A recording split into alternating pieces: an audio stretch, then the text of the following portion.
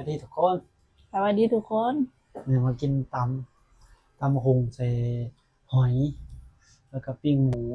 ซื้อมาจากตลาดแซ่บๆนำกันมาคอยตำเองแซ่บหมูแซ่บบ่แซ่บสีมือเบาเล่มัน ใส่เป็นงอเป็นโคกจักแซ่บบ่แซ่บบ่ฮู้มาเด้อ เขาเสาเขาแรง อันนั้นก็แม่นเขาเช้าทุกข่อยเล่นนั่นนี่ก็น่าประมาณ6 โมงแล้วล่ะมาเด้อสุดจ้ะ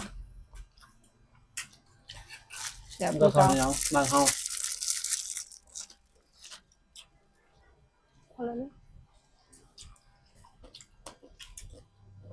อ่า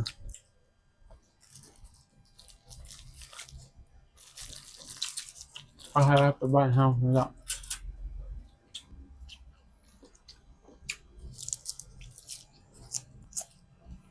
เออเอาดิ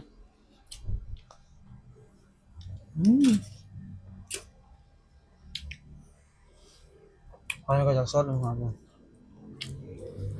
งอมมาจากน้องเล่น น้องเขา